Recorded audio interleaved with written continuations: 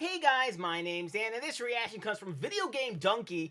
This is Dunkey's Best of 2024. Now, I haven't seen all of his videos, obviously. I've only seen a few of them, so there's probably going to be a lot of content within this video that I'm going to be seeing for the very first time. A little bit of it, towards the end of the year stuff, I'm sure will be in there as well. And I'm sure it's going to be super entertaining because everything I've seen from him has been really fun, really entertaining up until this point, and I cannot wait to see everything else that he did last year. But before we get into it, though, please check all those links I have for you down in the description below. More specifically, videogamedunkey's link if you haven't already. It's a great way to support him, and a great and easy way to support me is to go right below this video and click all those buttons down there, because I also like to see future reactions that I do, but also helps my channel to grow. And without any further ado, let's go. This year was like an all-you-can-eat buffet of good video games, except I already had a bigger lunch. If you're someone who says gaming is dead, that there was nothing good, it's because the only game you played this year was Pal World. When you were playing Chimp Defense Force 1, I was playing Earth Defense Force 6, which is the 12th one. The way this series works is that they just keep adding content to an Xbox 360 game from 2006. I love you. That's weird.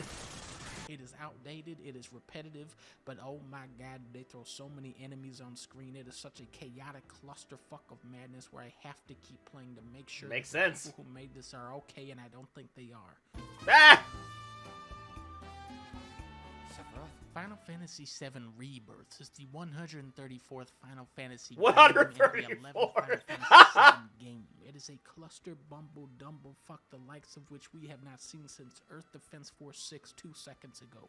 Except instead of costing $100 to make, it probably cost $100 million to make. I remember thinking Final Fantasy Remake was too serious, but after playing this, I don't know what to think about what I was thinking. Sephiroth?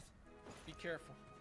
Sephiroth? You can never tell a stranger what you have done in this game because they will pepper spray you and call the police. You play cards on a Magic the Gathering cruise ship against a dancing Michael Jackson dog who plays soccer because he's the 13th clone of a magic Egyptian monkey born inside of a spaceship from... What the hell were those words? I like this guy now. Just keep letting him do games and I can keep making funny videos for the rest of life. Alright, this Tekken. Oh! Tekken 8 is great because it lets you play as Kuma. The Kuma from Tekken 6 onwards is the best fighting game character ever designed. He's so fun to play. He has so many options. Pretty broken. Moves. Fighting games are all about mastery, learning new techniques and how to apply them practically. And your reward for this is that you have to pay real money to unlock all the stuff you want to unlock because that's how multiplayer games are now. Of course. So many good 3D platformers this year, starting with Penny's Big Breakaway, which has a phenomenal soundtrack. That sounds fantastic. The movement is the trickiest but most satisfying to master of the games on this list. It's so fun to toy around with the mechanics and get the high score on every level. Yeah, I can see that. Boom. Kind of reminds me of the first time I played Spider-Man. Works in this game. I love the Tony Hawk the system, and I love dropping the last one. Not the second one, not the Miles Morales one, the one before that. Feet into the air like Tony Hawk. I haven't played the second one yet. Screen of Persona 5, it tells you to take your time, which is why it took me 8 years to beat this game, and that was the exact perfect way to play this because damn, do they keep telling you to plot of this game like Dragon Age. Persona 5 is very straightforward, doesn't need to be explained. I would love to see you explain Final Fantasy. They tried to in that new one and gave up instantly. Oh my god! I think the design philosophy behind Persona 5 is that the game should be longer than your actual real life, and the younger you are when you play this, the more true that actually is. There are stratospheric highs like whenever this song comes on. And disgusting, soul-crushing lows like when you lose 4 hours of progress because I forgot to save, so I stopped playing for a year. The reason I kept coming back to this game is simple. It's because it takes place in a world where everywhere sounds like the menus from Gran Turismo 3. You go into the grocery store, it's like... Yeah, perfect grocery store music. You go to the laundromat, they're playing... Oh, we're going to the library now. Why is library upbeat? This is one of the best soundtracks in video games, and if you love it too, go listen to some George Benson. You're gonna thank me on that one. Oh Look my. at the physics on the duck's butt. Nobody is gonna believe this because it's me saying it, but Astrobot was developed by some of the people who worked on Knack, and Knack is in this game, so that means he made it. There's so many great levels on this. The one where you're shrinking down. I've heard good things about this game. That way. The water level with the Donkey Kong saxophones coming in, man, you know I love that shit. The cameo levels are neat, but I actually prefer the more tenuous connections like why is Last of Us on this?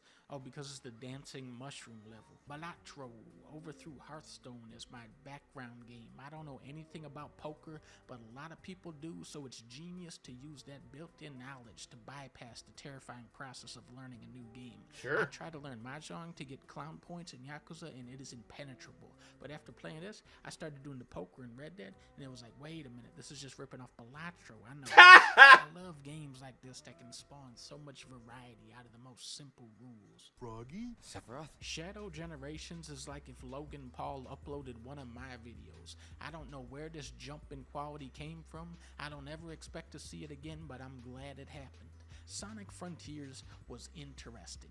That's the word we use when Sonic fans are watching. This game takes the good ideas from that game and places them in a smaller, more intentional world, and that's why this is one of 2 games this year that you can complete in a reasonable amount of time. And remember, Shadow gets amnesia almost right after this.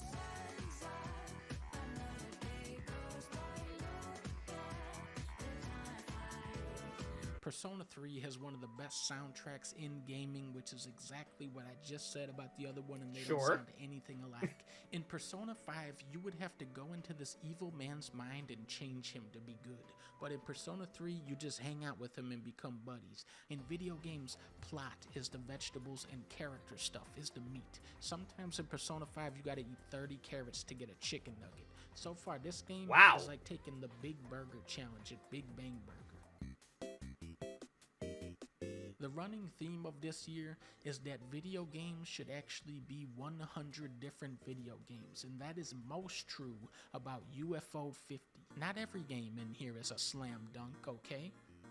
Notice how Barbuta is on screen, but then you hit one where you get totally sucked in and you're like, why the hell is this so fleshed out with mechanics? I don't... This what am I only looking been out at? 50 days, and already some of these are all-time classics. I'm talking Ninpeck Bug Hunt Classic, Devil Checkers Classic, Pac-Man Yeah, these Racing look Classic, like Tactics old school Classic. games. I don't care how long probably the you've been working appeal. on Civilization 7. I don't play that because you don't pray to dinosaurs like in Dino Army. You prayed at dinosaurs! When we first announced Big Mode, you guys said, that's a good idea, Dunk. But then Twitter said, that's a stupid idea, you idiot. You're going out of business and will die. Then this year, we published our first game. Oh.